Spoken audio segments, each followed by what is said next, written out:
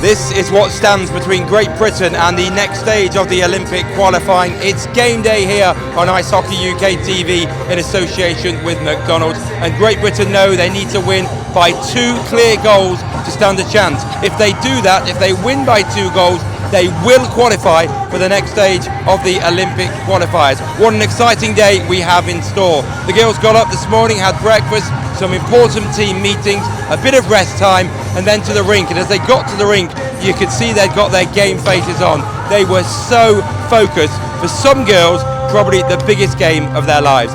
Let's find out what happened. Here are the highlights.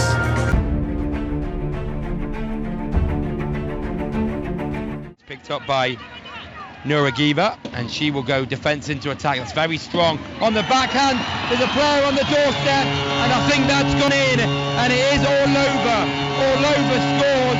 I think she got a stick on it. To me, there looked to be a bit of a kicking motion, but maybe it was a stick who got the goal. It maybe was the stick with the final touch. The ref doesn't look concerned, and Kazakhstan do get the lead. 1-0 to the host.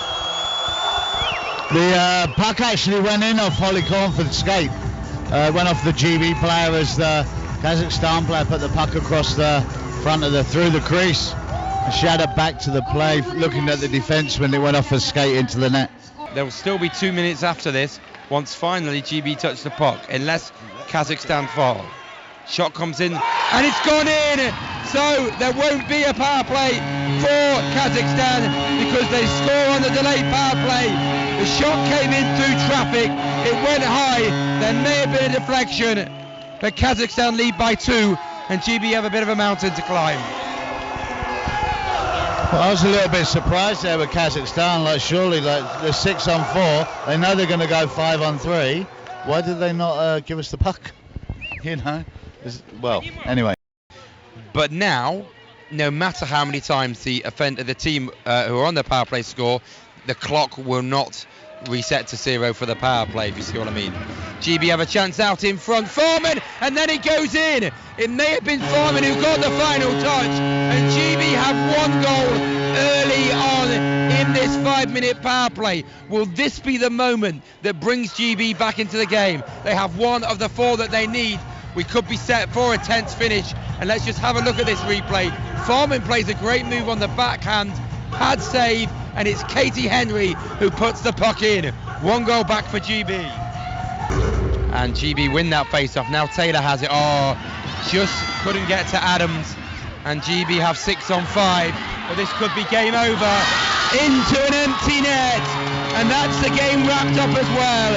It's Tatiana Lighthouse who scores into the unguarded net, and GB Olympic dream is going to be over here as Kazakhstan lead by 3 goals to 1.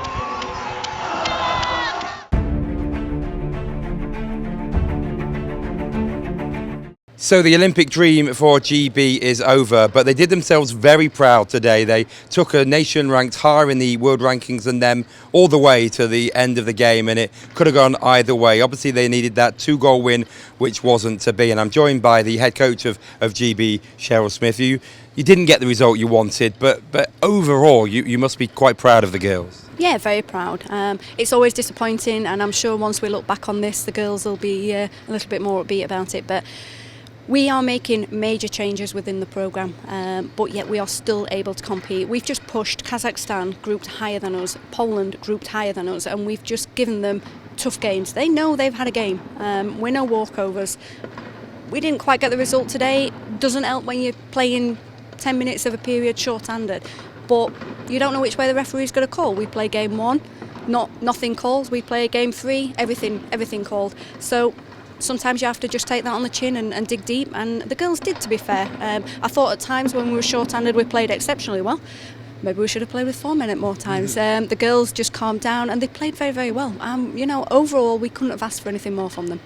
Obviously just mistakes in your own end have cost you dear this tournament, but again, will that come with experience and more time together? More ice time together, more experience, yes, but more training time, I think, more than anything. We're implementing new structures, new systems, and it's going to take time. The youngsters that are now coming through will learn this at a much earlier age. They will learn it at 12, 13, so we are not having to get these systems into them at such a at such an important age group, the seniors. And it's a very young side. We've just discussed that it's 22. You've got a 16-year-old on this team. You've got 17 and 18-year-olds. And some of those teenagers are playing at good levels abroad. So you think about it, the core of this team could be together for 10 plus years to come. Well, that's the idea. Starting right back down at 16s, we want 12-year-olds to come through together.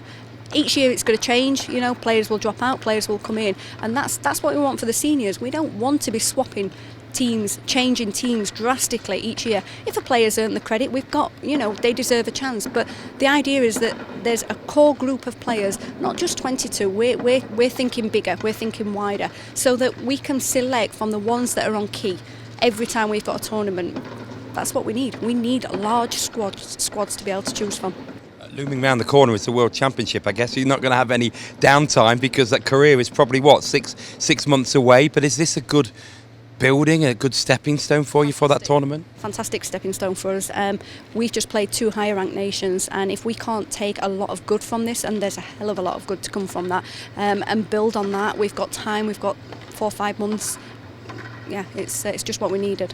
So that's it for this Olympic qualifying tournament. Sadly, GB will not progress to the next stage, and congratulations to Kazakhstan, who will go on and will get a step closer maybe for their dream of qualifying for the 2018 Winter Olympics. This arena is already being dismantled. They're taking things down, they're taking the boards down. They're obviously going to have to replace their boards with the logos for their regular KHL side, and they'll be playing in here tomorrow night. Such is the fast turnaround. That's about it here from Kazakhstan. It's been a pleasure bringing you this lovely journey, this real passionate journey for these GB women. They left everything on the ice for these 3 games. Nothing was left behind in the UK. They gave every ounce of energy they could to get to the next stage of the Winter Olympics. Before we finish, I'd just like to say thank you to everyone involved in Great Britain, the players and the coaching staff, the management and the off-ice staff for being so great and so accommodating, and for our hosts and Kazakhstan, particularly the 2 hosts on the team for Great Britain. We just basically were looked after so very well. And to bring you this footage and this work, a lot of work goes on behind the scenes, so I'd like to say thank you to Matthew and to Dean for being part of this team. Sadly, we can't bring you news of any further qualification for Great Britain, but of course their time will come again, and it's soon going to be World Championship time, that in Korea, and they'll try and qualify from 2A to 1B. So we'll be back again with that and with various other tournaments, but for now on Ice Hockey UK in association with McDonald's, it's bye-bye.